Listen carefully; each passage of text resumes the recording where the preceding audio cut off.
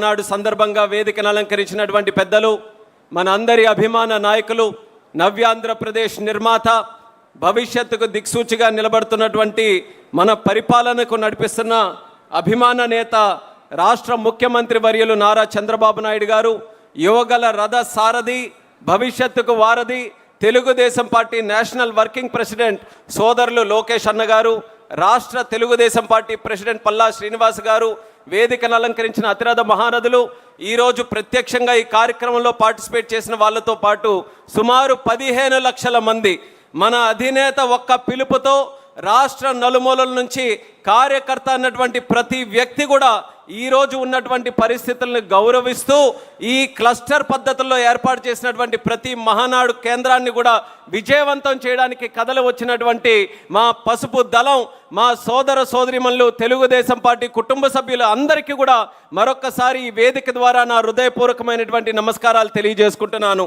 ఈ యొక్క కార్యక్రమంలో అత్యంత ముఖ్యమైన కీలకమైనటువంటి తీర్మానం ఈ రాజకీయ తీర్మానం. పెద్దలు సీనియర్లు చాలామంది ఉన్నారు, వాళ్ళందరికీ కూడా గుర్తుంటుంది, ఒకప్పుడు ఈ రాజకీయ తీర్మానం ప్రవేశపెట్టినటువంటి వ్యక్తి నాన్నగారు స్వర్గీయ కింజరాపు ఎర్రన్నాయుడు గారు. అటువంటి స్థానం మళ్ళీ ఒక చిన్న వయసులోనే నాకు ఈ స్థానాన్ని కల్పించినటువంటి పెద్దలు, మనందరి కుటుంబ పెద్ద చంద్రబాబు నాయుడు గారికి మరొక్కసారి వేదిక ద్వారా నా ధన్యవాదాలు తెలియజేసుకుంటూ, రాజకీయ తీర్మానం అనంటే మొట్టమొదటిగా మనం మొదలుపెట్టేది తెలుగుదేశం పార్టీ చరిత్ర దగ్గర నుంచి. మార్చి 28, 1982లో ఆ రోజు ఒక రాజకీయ విప్లవంగా దేశ స్థాయిలోనే ప్రకంపనలు సృష్టించినటువంటి పార్టీ మన తెలుగుదేశం పార్టీ ఆవిర్భవించినటువంటి రోజుగా గుర్తు చేస్తున్నాను. ఆ రోజు విశ్వవిఖ్యాత నట సార్వభౌముడు, యుగ పురుషుడు నందమూరి తారక రామారావు గారు రాష్ట్రంలో ఉన్నటువంటి పరిస్థితులు, తెలుగు జాతికి ఉన్నటువంటి ఆ దుర్భర పరిస్థితులు, అవినీతి ప్రభుత్వాన్ని ఆ రోజు కాంగ్రెస్ పరిపాలిస్తే వాటన్నిటిని కూడా చూసి రాజకీయాల్లో, సమాజంలో ఒక పెనుమార్పు తీసుకొని రావాలని ఆయన సాధించినటువంటి విజయాలన్నిటిని కూడా పక్కన పెట్టి ఒక సామాన్యమైనటువంటి వ్యక్తిగా చైతన్య రథయాత్ర రాష్ట్రంలో చేస్తూ తెలుగు ప్రజల్ని ఉత్తేజపరుస్తూ తెలుగు వారి ఆత్మ గౌరవం కోసం పుట్టినటువంటి పార్టీ మన తెలుగుదేశం పార్టీ అనేది గుర్తు చేస్తున్నాను. ఆ రోజు ఒక నిర్ణయం తీసుకున్నారు నందమూరి తారక రామారావు గారు.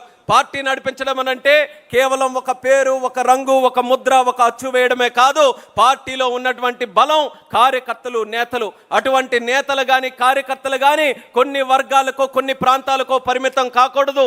రాష్ట్రంలో ఉన్నటువంటి నలుమూలలు ఎన్ని వర్గాలు ఉన్నా, ఎన్ని ప్రాంతాలు ఉన్నా, ఎన్ని జాతులు ఉన్నా అందరికీ కూడా సరి సమానంగా పొలిటికల్ రిప్రజెంటేషన్ ఇవ్వాలని బీసీలకి, ఎస్సీలకి, ఎస్టీలకి, మైనారిటీలకి దేశ స్థాయిలో ఏనాడు కలగనటువంటి గౌరవం మన తెలుగుదేశం పార్టీ ద్వారా యువకులకి, కొత్త వ్యక్తులకి ఆ రోజు నందమూరి తారక రామారావు గారు కల్పించారనేది కూడా ఈ సభాముఖంగా గుర్తు చేస్తున్నాను. ఆ రోజు కేవలం రాష్ట్రంలోనే మార్పుల కోసం కాదు, ఆ రోజు తెలుగుదేశం పార్టీ పుట్టింది కాంగ్రెస్ పార్టీని గద్దె దించడానికైనా. 1983లో 9 నెలల్లోనే తెలుగుదేశం పార్టీ అత్యంత మెజారిటీతో విజయం సాధించిన తర్వాత కేవలం రాష్ట్రంలోనే కాదు, భారతదేశం కూడా బాగుపడాలనంటే అక్కడ కూడా ఉన్నటువంటి కాంగ్రెస్ ప్రభుత్వాన్ని గద్దె దించాలని దేశ స్థాయిలో కూడా నేషనల్ ఫ్రంట్ని ఏర్పాటు చేసి మొట్టమొదటిగా కాంగ్రెసేతర విపి సింగ్ గారిని ప్రైమ్ మినిస్టర్ చేసినటువంటి ఘనత కూడా నందమూరి తారక రామారావు గారిది, మన తెలుగుదేశం పార్టీది అనేది కూడా ఈ సభాముఖంగా తెలియజేసుకుంటున్నాను. ఆ రోజు నేషనల్ ఫ్రంట్తో మొదలైనటువంటిది తిరిగి చంద్రబాబు నాయుడు గారి అధ్యక్షతన యునైటెడ్ ఫ్రంట్ మనం పెట్టి దేవేగౌడ గారిని ప్రధానమంత్రి చేశాం, గుజరాల్ గారిని ప్రధానమంత్రి చేశాం, మళ్ళీ ఎన్డీఏ ప్రభుత్వంలో చేరి వాజ్పేయి గారిని ప్రధానమంత్రి చేశాం. ఈరోజు కూడా ఎన్డీఏ ప్రభుత్వంలో కొనసాగి ఈరోజు ప్రపంచ స్థాయిలోనే వరల్డ్ ఫేమస్ లీడర్గా ఈ భారతదేశాన్ని ఒక ఉన్నతమైనటువంటి స్థానంలో ముందుకు నడిపిస్తున్నటువంటి ప్రధానమంత్రి నరేంద్ర మోదీ గారు కూడా ఈరోజు సపోర్ట్ చేసి కేవలం రాష్ట్రాన్ని వరకు, కేవలం ప్రాంతం వరకు, కేవలం ఒక జాతి వరకు పరిమితం కాకుండా యావత్ భారతదేశానికి కూడా ఎన్నో విప్లవాత్మకమైనటువంటి రాజకీయ సంస్కరణలు తీసుకొని వచ్చినటువంటి ఘనత మన తెలుగుదేశం పార్టీదని తెలియజేసుకుంటున్నాను. ఎన్నో అవకాశాలు వస్తే ఒక సందర్భంలో ఒక కేంద్ర మంత్రిగా అవకాశం వస్తే ఆ కేంద్ర మంత్రి కూడా బడుగు బలహీన వర్గాలకి వెళ్ళాలని ఒక బీసీగా సాధారణ కుటుంబంలో ఉన్నటువంటి ఎర్రన్నాయుడు గారిని కేంద్ర స్థాయిలో కేబినెట్ మినిస్టర్గా చేసింది మన చంద్రబాబు నాయుడు గారు, తెలుగుదేశం పార్టీ. ఒక స్పీకర్గా అవకాశం వస్తే ఒక దళిత బిడ్డగా మన అమలాపురం నుంచి ఆ రోజు బాలయోగి గారిని కూడా ఆ శాసించేటటువంటి పార్లమెంటులో లోక్సభలో స్పీకర్గా పెట్టి మన తాలూకా ఘనతని చాటినటువంటిది మన చంద్రబాబు నాయుడు గారు, తెలుగుదేశం పార్టీ. అలాగే ఒక మైనారిటీ వ్యక్తిగా ఆ రోజు అబ్దుల్ కలాం గారిని ఆ ప్రభుత్వానికి సూచించి ఆయనకి కూడా దేశ ప్రెసిడెంట్గా కూడా ఆ రోజు చంద్రబాబు నాయుడు గారి తాలూకా ఆలోచనల ప్రకారం ఆ రోజు తెలుగుదేశం పార్టీ తాలూకా కాంట్రిబ్యూషన్ ఆ రకంగా ఉండిందని తెలియజేసుకుంటున్నాను. తెలుగుదేశం పార్టీ ఎప్పుడు కూడా ఒక ప్రాంతీయ పార్టీ అయినా, ఒక ప్రాంతం మీద ఒక ప్రేమ ఉన్నా దేశం మీద మాత్రం ఎప్పుడూ భక్తిని విడిచిపెట్టలేదు. దేశం బాగుంటే, దేశం బలంగా ఉంటే రాష్ట్రం బాగుంటుంది, రాష్ట్రం బలంగా ఉంటుందని కేంద్రం రాష్ట్రం మధ్యలో సత్సంబంధాలు ఎప్పుడు కూడా మెరుగుపడేటటువంటి విధంగానే తెలుగుదేశం పార్టీ ముందుకు నడిపిస్తూ కేంద్రం ఇచ్చేటటువంటి కార్యక్రమాలు కానీ, కేంద్ర నిధులు కానీ, కేంద్ర కార్యక్రమాలు కానీ మన తెలుగు ప్రజలకు అందరికీ కూడా అందించడానికి, ఒక సుస్థిరమైనటువంటి పరిపాలన అందించడానికి తెలుగుదేశం పార్టీ సిద్ధాంత రూపంగా నిరంతరం కూడా కృషి చేస్తూ ఉండిందని కూడా తెలియజేస్తున్నాను. కేవలం తెలుగుదేశం పార్టీ ఒక్కటే. చాలామంది ఇక్కడ అన్ని రాజకీయ పరిస్థితులు తెలిసినటువంటి వారు ఉన్నారు. గత 44 సంవత్సరాలు మన తెలుగుదేశం పార్టీ చరిత్ర. ఈరోజు ఇండిపెండెంట్ ఇండియాని చూసుకుంటే 70కి పైగా సంవత్సరాలు ఉన్నటువంటి చరిత్ర. ఈ చరిత్రలో ఎన్నో రాజకీయ పార్టీలు పుట్టాయి, ఎన్నో ప్రాంతీయ పార్టీలు కూడా పుట్టాయి. ఈ దేశాన్ని ఏలాయి, అలాగే రాష్ట్రాలు కూడా ఏలాయి, కొన్ని ప్రాంతాలు కూడా ఏలాయి. కానీ 44 సంవత్సరాలుగా ఇన్ని సంక్షోభాలు ఎదుర్కొని అప్పటి నుంచి ఇప్పటి వరకు దేశ స్థాయిలో ఒక ప్రత్యేకమైనటువంటి గుర్తింపు సాధించిన ఏకైక పార్టీ మన తెలుగుదేశం పార్టీ అనేది గర్వంగా ఈ సభాముఖంగా తెలియజేసుకుంటున్నాను. ఎందుకనంటే కాలం మారుతుంది, తరాలు మారుతున్నాయి, ప్రధానమంత్రులు మారుతున్నారు, రాజకీయ పరిస్థితులు మారుతున్నాయి, దశాబ్దాలు మారిన తర్వాత అక్కడ ఆర్థిక పరిస్థితులు కూడా మారుతున్నాయి. మారుతున్న కొద్దీ మన తెలుగుదేశం పార్టీ, మన నాయకత్వం ఆ పరిస్థితులన్నీ కూడా తెలుసుకొని, అవగాహన చేసుకొని కాలానికి అనుగుణంగా మన పద్ధతులను కూడా మార్చుకుంటున్నాం. పద్ధతులు మార్చుకుంటున్నాం అనంటే పార్టీ మారడం అని కాదు. పద్ధతులు మార్చుకున్న సిద్ధాంతాలు మాత్రం ఎన్టీ రామారావు గారు ఏ సిద్ధాంతాలు మనకు అప్పచెప్పారో ఆ సిద్ధాంతాల ప్రకారమే మనం ముందుకు వెళ్తున్నాం. అయితే ఈరోజు ఈ రాజకీయ తీర్మానం చరిత్రతో పాటు మనం భవిష్యత్తు వైపు కూడా మనం చూపు వేయాలి. చరిత్రతో పాటు మనం నేర్చుకున్నటువంటి పాఠాలు మరొక్కసారి మనం తప్పులు చేయకుండా ముందుకు నడవాలి. ఈసారి రాజకీయ తీర్మానంలో మనం గుర్తించాల్సినటువంటి ఒక సంకల్పం ఉంది, ఒక కర్తవ్యం ఉంది. సంకల్పం ఏంటంటే సుస్థిరమైనటువంటి పరిపాలన అందించాల్సినటువంటి బాధ్యత ఈరోజు తెలుగుదేశం పార్టీ అధికారంలో ఉన్నందున మనందరి మీద ఉంది. సుస్థిర పరిపాలన మనం అందించాలనంటే దానికి తగ్గట్టు ఆ ఆలోచనలు వచ్చేటటువంటి బలమైన నాయకత్వం మనకు ఉండాలి.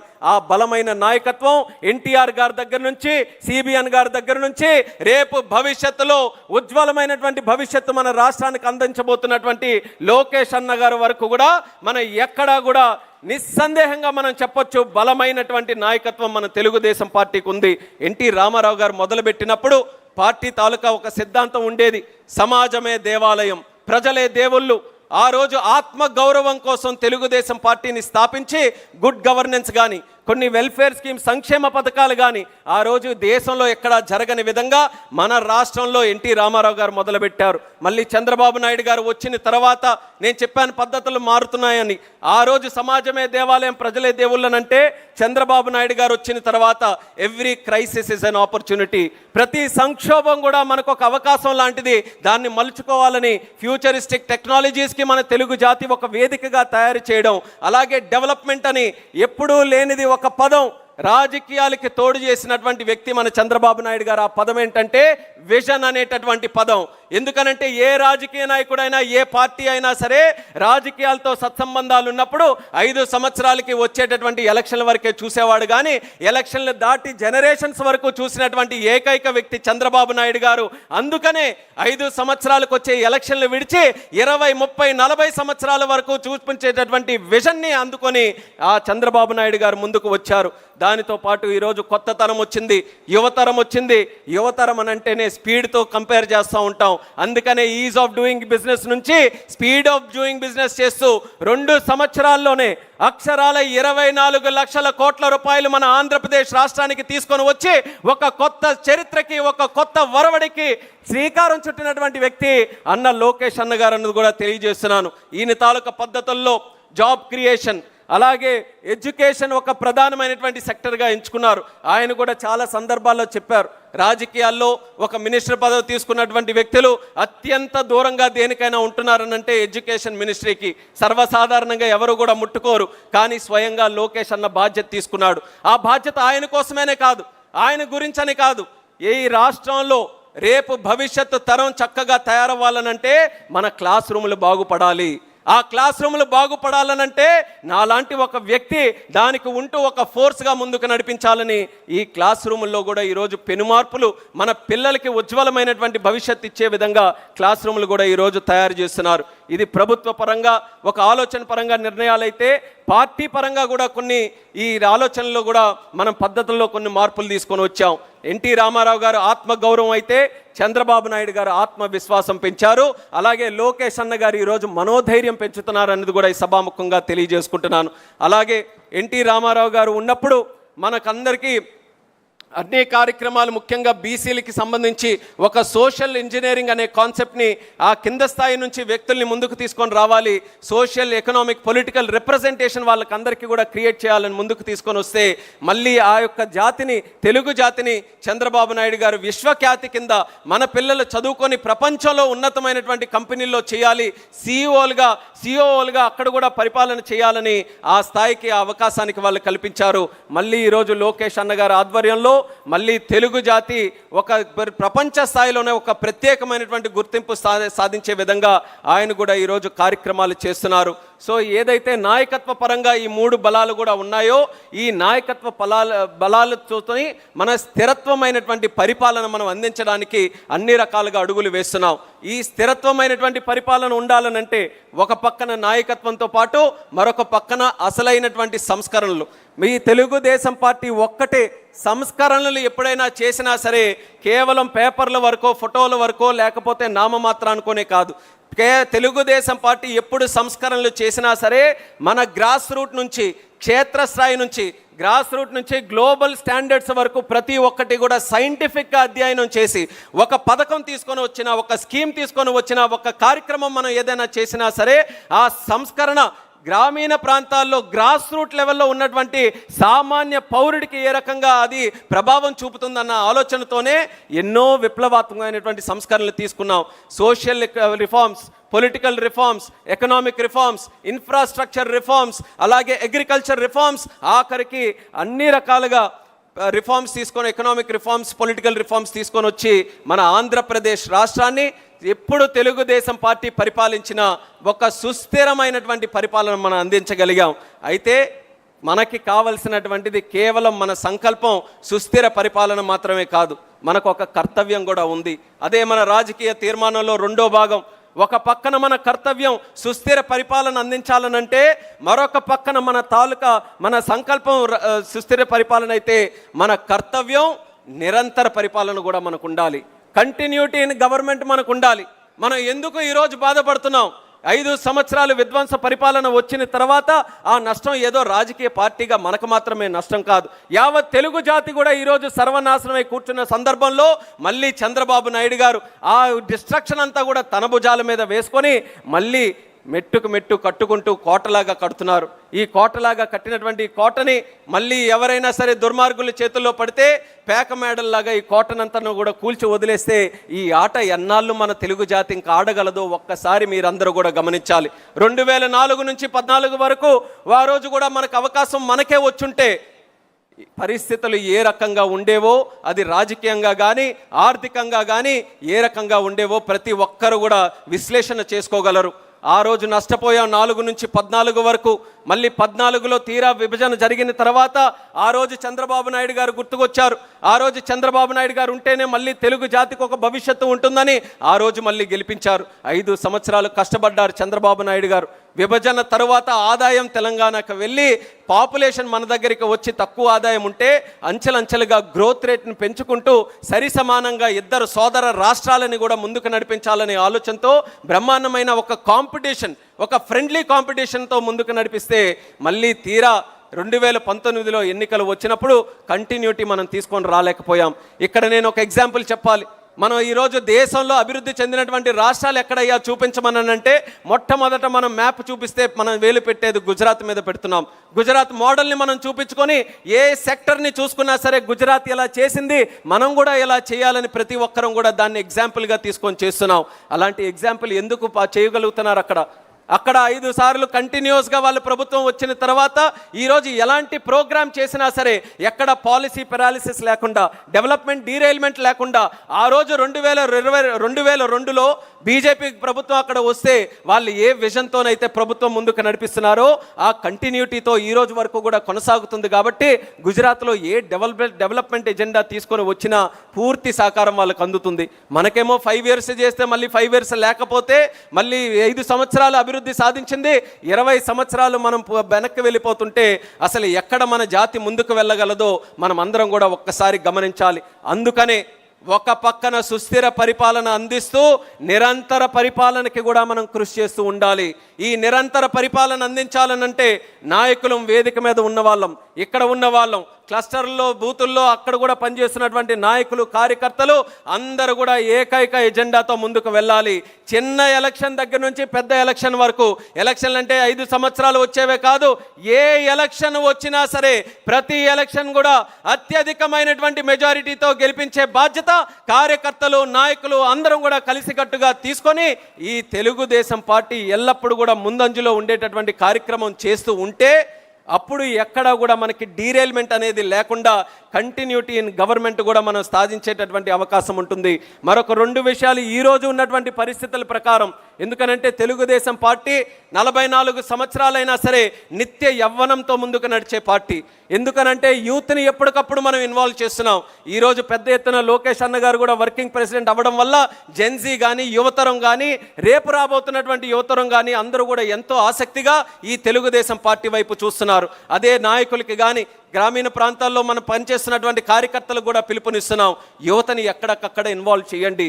యువత తాలూకా మాటని, యువత తాలూకా వాయిస్ని మన పార్టీలో కూడా ఎక్కడికక్కడ బలంగా బయటకు వచ్చే విధంగా వాళ్ళకి కూడా అవకాశం ఇవ్వాలని సందర్భంగా తెలియజేస్తున్నాను. అలాగే స్త్రీలు అత్యంత ముఖ్యమైనటువంటి వారు. స్త్రీలు బలపడితే కుటుంబం బలపడుతుంది, కుటుంబం బలపడితే రాష్ట్రం దేశం బలపడుతుంది, సమాజం బలపడుతుంది అని నమ్మేటటువంటి సిద్ధాంతం మన తెలుగుదేశం పార్టీది. అటువంటి స్త్రీల కోసం మనం 3 తరాలుగా ఉన్నటువంటి నాయకులు చేసినటువంటి కార్యక్రమాలు చూస్తే ఎన్టీ రామారావు గారు ఉన్నప్పుడు స్త్రీలను గుర్తించి ఆస్తిలో సమాన హక్కులు వాళ్ళు కల్పించారు. చంద్రబాబు నాయుడు గారు ఉన్నప్పుడు స్త్రీలను గుర్తించి ఎకనామిక్ ఎంపవర్మెంట్ కింద డ్వాక్రా సంఘాలు పెట్టారు. మళ్ళీ ఈరోజు అదే లోకేష్ అన్న స్త్రీలను గుర్తించి చరిత్రాత్మకమైనటువంటి నిర్ణయం తీసుకొని 33% పొలిటికల్ రిజర్వేషన్ ఎలక్షన్లో కల్పించినటువంటి పార్టీగా ఈ తెలుగుదేశం పార్టీని ముందుకు నడిపించున్నారు. ఇప్పుడే అచ్చెన్నాయుడు గారు కూడా మాట్లాడుతూ చెప్పారు, మరొక పక్కన ఒక 3 జనరేషన్లో ఉన్నటువంటి ఎగ్జాంపుల్ తీసుకొని వేట కొడవళ్ళ నుంచి కత్తుల నుంచి గొడ్డల వరకు వస్తే మనమేమో ఆస్తిలో సమాన హక్కులు కల్పిస్తూ డ్వాక్రా సంఘాలకు ఇస్తూ పొలిటికల్ ఎంపవర్మెంట్ ఇస్తూ 33% చేస్తున్నాం.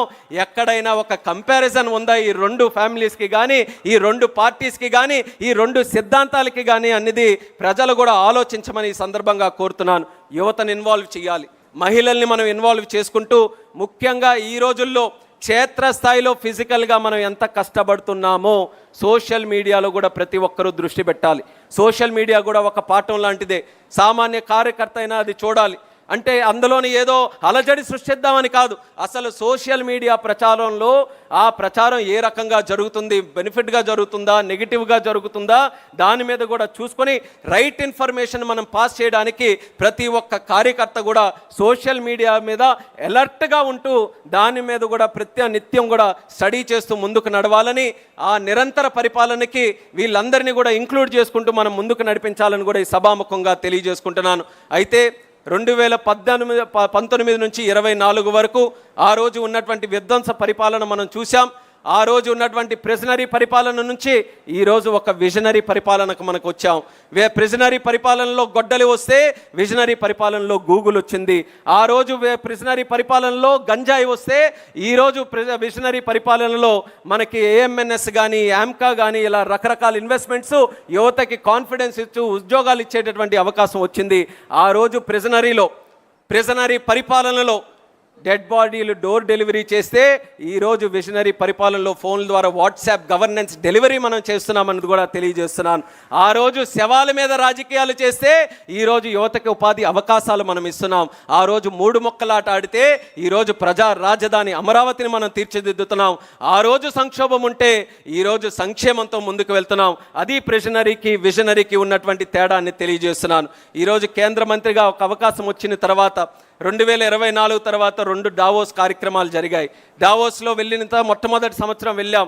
జనవరి 2025 ముఖ్యమంత్రి గారితో కొన్ని కార్యక్రమాల్లో కూర్చున్నాం. అన్న లోకేష్ అన్న గారు కూడా ఉన్నారు. ఆ రోజు ప్రపంచ స్థాయిలో ఎన్నో కంపెనీలన్నీ కూడా మనం పిలుచుకొని, అయ్యా ఒక్కసారి రండి, ఆంధ్రప్రదేశ్ తాలూకా స్టాల్ ఉంది, ఒక్కసారి కలిసి మా దగ్గర ఏ అవకాశాలు ఉన్నాయని చూడండి అంటే చాలామంది అంత ఇంట్రెస్టెడ్గా చూపించలేదు. అంత యాక్టివ్గా మన దగ్గర రావడానికి అంత సుముఖంగా లేరు. అయినా కొంతమంది వచ్చిన తర్వాత తీరా మనం అన్ని రకాల అవకాశాలు, మన గవర్నెన్స్, మన పరిపాలన, మన పార్టీ యొక్క విధి విధానాలు అన్నీ కూడా చెప్పిన తర్వాత ఇది సరే, మళ్ళీ తర్వాత మీ ప్రభుత్వం మారిపోతే మా పరిస్థితి ఏంటన్నటువంటి క్వశ్చన్ ఆ రోజు 2025లో అడిగారు. అలాగే ఢిల్లీలో కూడా వెళ్ళాం. జూన్లోనే మనం అందరం కూడా స్వేరింగ్ ఇన్ చేసిన తర్వాత ముఖ్యమంత్రిగా మొదటి 3-4 నెలలు కేంద్ర ప్రభుత్వాన్ని దగ్గరికి వచ్చి ఏ మంత్రి గడప తొక్కినా సరే ఆ రోజు ముఖ్యమంత్రిగా ఒక 5-6 పేపర్లు తీసుకొని వెళ్ళి మా రాష్ట్రానికి నిధులు రావాలి, మా రాష్ట్రానికి కార్యక్రమాలు జరగాలని ఏ మంత్రి దగ్గరికి వచ్చినా చంద్రబాబు నాయుడు గారు 5 కాగితాలు ఇస్తే ఆ కేంద్ర మంత్రులందరూ 10 కాగితాలు ఇచ్చేవారు. మీ 5 సంవత్సరాలు అక్కడ రాష్ట్రంలో జరిగినటువంటి పరిపాలన వల్ల ఎంత నష్టం మాకు జరిగిందో అని చెప్పి ఇది సరిచేయండి అని చెప్పి కేంద్ర మంత్రులు తిరిగి ఇచ్చే పరిస్థితి జూన్ 2024 ఉండేది. ఆ పరిస్థితి నుంచి దావోస్ 2026కి వెళితే అదే దావోస్లో ఆంధ్రప్రదేశ్ స్టాల్ పెడితే ఇండియా స్టాల్ కంటే ఆంధ్రప్రదేశ్ స్టాల్లో తాకిడి ఎక్కువ ఉంది. అందరికీ కూడా ఒక నమ్మకం క్రియేట్ అయ్యి మనం ఎక్కడైనా సరే, అది కేవలం భారతదేశంలో ఉన్న రాష్ట్రాలతోనే కాంపిటీషన్ కాదు. దావోస్ అని అంటే 140కి పైగా దేశాలన్నీ కూడా అక్కడ స్టాల్స్ పెట్టుకొని ఉంటాయి. Saudi Arabia, UAE, England, America అందరి తాలూకా స్టాల్స్ ఉన్నా సరే పెద్ద ఇన్వెస్ట్మెంట్స్, గూగుల్ లాంటి investment, data centre investment, quantum లాంటి ఇన్వెస్ట్మెంట్, డిఫెన్స్లో, ఏరోస్పేస్లో, డ్రోన్స్లో ఏ సెక్టర్ చూసుకున్నా సరే ప్రతి ఒక్కరూ ఆంధ్రప్రదేశ్ని నమ్మి మన దగ్గర లక్షల కోట్ల ఉపాధి అవకాశాలు కల్పించే పెట్టుబడులు తీసుకొని వచ్చారనంటే దానికి కారణం చంద్రబాబు నాయుడు గారి మీద ఉన్న నమ్మకం, ఆయన పరిపాలన మీద ఉన్నటువంటి నమ్మకం. ఒక్క సంవత్సరంలో 5 సంవత్సరాలు వాళ్ళు చేసినటువంటి విధ్వంసాన్ని తిప్పికొట్టి మళ్ళీ బ్రాండ్ ఆంధ్రప్రదేశ్ని తయారు చేశారు. అలాగే ఈరోజు ఢిల్లీ కూడా వెళ్తున్నాం కదా, ఢిల్లీలో కేంద్ర మంత్రుల దగ్గరికి వెళ్తే వాళ్ళు సమస్యలు చెప్పడం కాదు, ఆ రోజు చెప్పేవారు 5 సంవత్సరాల్లో ప్రాబ్లమ్స్ ఏంటని. ఈరోజు ఏం చెప్తున్నారంటే మోదీ గారు దేశంలో కొత్త పథకం తీసుకొని వచ్చారు, కొత్త సంస్కరణ తీసుకొని వచ్చారు. సోలార్ ఎనర్జీలో కావచ్చు, ఇన్వెస్ట్మెంట్స్లో కావచ్చు, సెమీ కండక్టర్స్లో కావచ్చు, ఎయిర్పోర్ట్స్లో కావచ్చు, ఇలా ఏ సెక్టర్ తీసుకొని వచ్చినా అది ఇంప్లిమెంట్ చేయాలనంటే ఆ ఘనత చంద్రబాబు నాయుడు గారికే ఉందని ఈరోజు ఎవరు వెళ్ళినా సరే స్కీములు ఇచ్చి అయ్యా తొందరగా మీరే చేయండి, మీరు చేస్తే ఆదర్శంగా మిగతా రాష్ట్రాలు తీసుకెళ్తాయని ఈరోజు ఆ పరిస్థితిని కూడా మార్చి దావోస్ కానీ ఢిల్లీ కానీ ఆంధ్ర పరిపాలన తాలూకా విధానం చంద్రబాబు నాయుడు గారి ఆధ్వర్యంలో ఏ రకంగా బలంగా ముందుకు నడుస్తుందో మీరందరూ కూడా గమనించాలని తెలియజేస్తున్నాను. అందుకనే కార్యకర్తలు సుస్థిర పరిపాలన, నిరంతర పరిపాలన, stability in governance, continuity in government, ఈ 2 విషయాలు మనం ఒక జీవన విధానంగా, టీడీపీ అనంటే 9 to 5 జాబ్ లాగా కాదు, టీడీపీ అనంటే ప్రజాసేవలో, ప్రజాక్షేత్రంలో, ప్రజల సంక్షేమం కోసం 24/7/365 ఫర్ ఎవర్ మనం నిరంతరం కూడా ఇది పని చేస్తూనే ఉంటాం, కృషి చేస్తూనే ఉంటామన్న విధంగా మనం కార్యక్రమాలన్నీ కూడా చేయాలని తెలియజేసుకుంటూ, నిన్న అన్న మాట, చంద్రబాబు నాయుడు గారు అన్న మాట నెవర్ అగైన్ అని చెప్పారు. అది కూడా మనం గుర్తుపెట్టుకోవాలి. గొడ్డలి నెవర్ అగైన్, కూటమి అగైన్ అండ్ అగైన్ అన్న విధంగా ఏ ఎలక్షన్లు వచ్చినా సరే కూటమి ప్రభుత్వాన్ని మనం ఏదైతే భారతీయ జనతా పార్టీ, జనసేన, తెలుగుదేశం 3 కలయికతో మన ఆంధ్రప్రదేశ్ రాష్ట్రానికి కేంద్రం రాష్ట్రం ఒక కోఆపరేటివ్ ఫెడరలిజం స్పిరిట్తో మనం డెవలప్మెంట్ చేసుకుంటూ ముందుకు వెళ్తున్నామో అది ఎక్కడా కూడా ఎటువంటి అడ్డంకులు కానీ బ్రేక్స్ కూడా రాకుండా మనం కంటిన్యూస్గా దానికి ముందుకు నడిపించాలని మళ్ళీ తెలియజేసుకుంటూ ఈ యొక్క రాజకీయ తీర్మానం ప్రతి ఒక్కరికి కూడా ఒక జీవిత విధానంగా ప్రతి ఒక్కరు కూడా దీన్ని అలవాటు చేసుకొని ముందుకు నడవాలని తెలియజేస్తూ ఈ యొక్క కార్యక్రమంలో ఎంతో చక్కగా మనం స్క్రీన్లో కూడా చూస్తున్నాం. 15 లక్షల మంది వరకు కూడా పార్టిసిపేట్ చేసి మనకి నిత్యం బలాన్ని ఇస్తున్నటువంటి కార్యకర్తలు కోటమిరెడ్డి గారు కూడా మాట్లాడారు. వాస్తవమైనటువంటి మాట. ఈరోజు కేంద్ర మంత్రిగా ఉన్నాను, చంద్రబాబు నాయుడు గారు ఆశీర్వదించి పంపించి ఈరోజు ఢిల్లీలో క్యాబినెట్లో సెంటర్లో కోటేసుకొని అక్కడ క్యాబినెట్లో కూర్చుంటే చాలా గొప్పగానే ఉంటుంది. కానీ పసుపు చొక్కా వేసుకొని మహానాడులో ఇక్కడ కృషి చేస్తే అంతకంటే గొప్పతనం ఏ తెలుగుదేశం పార్టీ కార్యకర్తకు కానీ నాయకుడికి దొరకదు. అది నాకు ఎప్పుడు కూడా లభిస్తూ ఉంటుందని మరొకసారి సందర్భంగా తెలియజేస్తూ, మొట్టమొదటి ప్రాధాన్యత పార్టీకి క్యాడర్కి మనం ఇచ్చి తరువాత మనం ఆ ప్రభుత్వానికి కూడా మనం సేవ చేస్తూ ముందుకు నడవాలని ఈ మహానాడు ద్వారా ప్రతి ఒక్కరికి కూడా తెలియజేసుకుంటూ, చంద్రబాబు నాయుడు గారికి మరొక్కసారి నా హృదయపూర్వకమైనటువంటి అభినందనలు. ఏ రోజు కూడా తెలుగుదేశం పార్టీలో పనిచేసినటువంటి ఒక నాయకుడు తాలూకా బిడ్డగా కాకుండా తన సొంత బిడ్డగా చూసుకొని ఎల్లప్పుడూ కూడా నాకు ఆశీర్వదిస్తున్నారు. నా తరపున నాలాంటి కుటుంబాలు లక్షలు ఉన్నాయి తెలుగుదేశంలో. నాకొక్కరికని కాదు, ప్రతి ఒక్కరికి కూడా అదే భావనతో ఆయన చూస్తున్నారు. వాళ్ళందరి తరపున కూడా ఆయన పాదాలకి నమస్కరించుకుంటూ ఈ అవకాశం కల్పించిన ఆయనకి హృదయపూర్వక ధన్యవాదాలు తెలియజేస్తూ, కాస్త సమయం ఎక్కువైంది కాబట్టి మన్నించాలని కూడా తెలియజేసుకుంటూ మీ అందరి దగ్గర సెలవు తీసుకుంటున్నాను. జై తెలుగుదేశం, జై తెలుగుదేశం, జై తెలుగుదేశం. చంద్రబాబు నాయుడు